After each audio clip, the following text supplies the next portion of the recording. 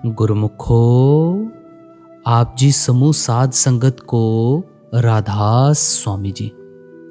गुरुमुखो, आज मास्टर पूर्ण सिंह जी का जन्म दिवस है।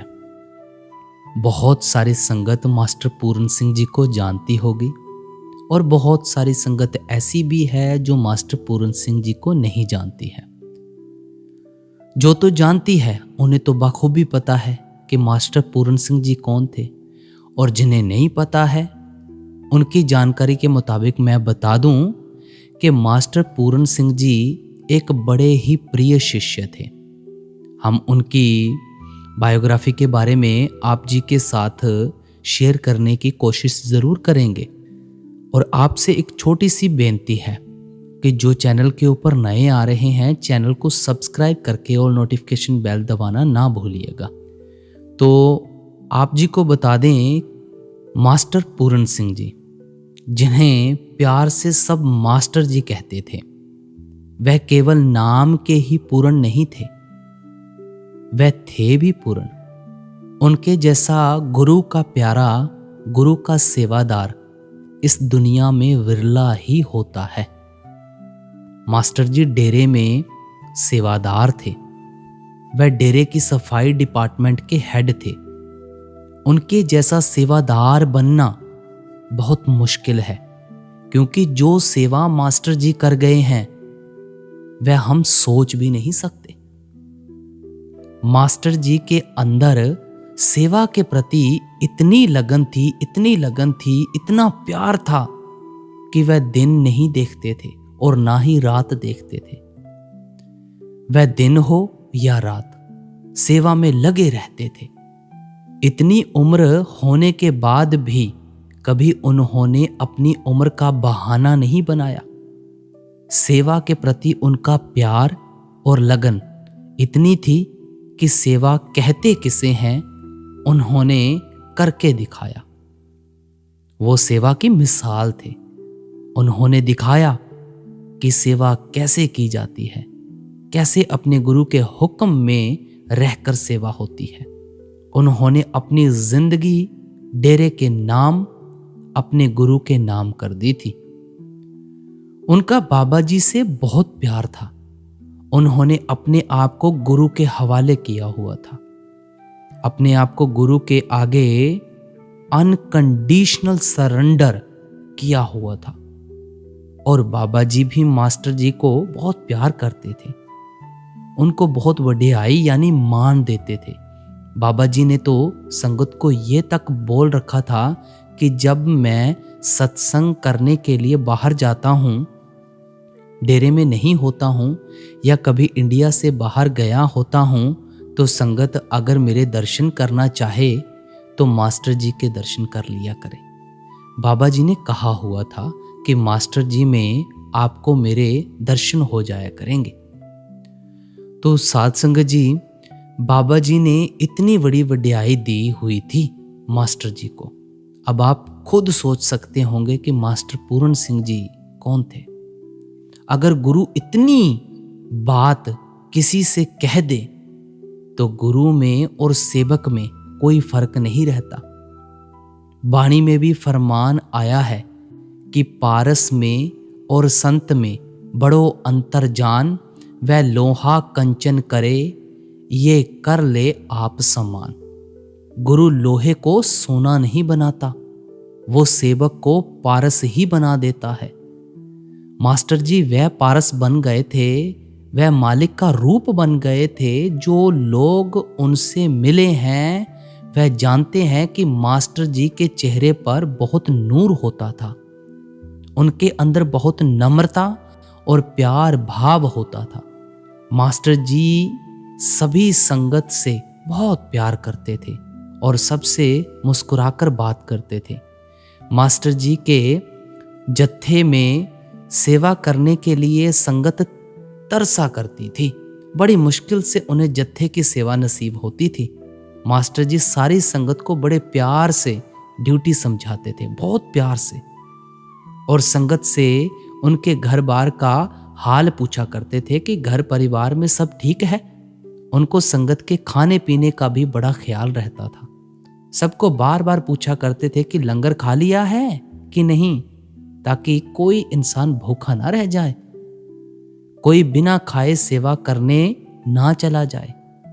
ड्यूटी शुरू करने से पहले वह संगत को गुरु घर की बातें और साखियां सुनाया करते थे, और संगत भी बड़े प्यार से और ध्यान पूर्वक उनकी बातें सुना करती थी और समझा करती थी।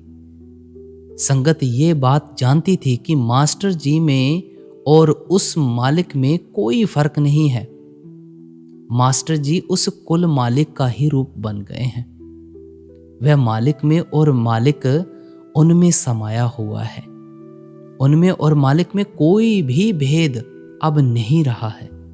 मास्टर जी डेरे में बहुत सफाई करते थे, क्योंकि मास्टर जी डिसिप्लिन वाले थे। वह डिसिप्लिन के प्रति बहुत ईमानदार थे। वह हमेशा कहते थे कि डेरा कोई सराय नहीं, यहाँ डिसिप्लिन है और हम सबको भी डिसिप्लिन का पालन करना चाहिए। एक बार बाबा जी ने डेरे में एक मीटिंग रखी। उस मीटिंग में सभी डिपार्टमेंट के हेड को भी आना था। जैसा कि हम जानते हैं कि मास्टर जी सफाई डिपार्टमेंट के हेड थे, तो उन्हें भी उस मीटिंग में जाना था। सभी लोग मीटिंग में पहुंच गए, मास्टर जी भी पहुंच गए। फिर बाबा जी आए। बाबा जी ने डेरे में चीज़ों को और बेहतर बनाने के लिए सबसे सुझाव मांगा, सबकी राय मांगी। सभी ने अपनी अपनी राय बतानी शुरू कर दी। किसी ने कहा कि डेरे में ऐसा होना चाहिए, तो किसी ने कहा कि ये बनना चाहिए। सभी ने अपनी अपनी राय दी, पर मास्टर जी चुप रहे। बाद में बाबा जी ने मास्टर जी से कहा कि मास्टर जी, क्या आप अपनी राय नहीं दोगे? आप बताओ कि आपकी क्या राय है। मास्टर जी ने बड़े ही प्रेम से कहा, बाबा जी मैं क्या राय दूं? मेरी तो एक विनती है आपसे। बाबा जी ने कहा कि बताइए मास्टर जी, आपकी क्या विनती है?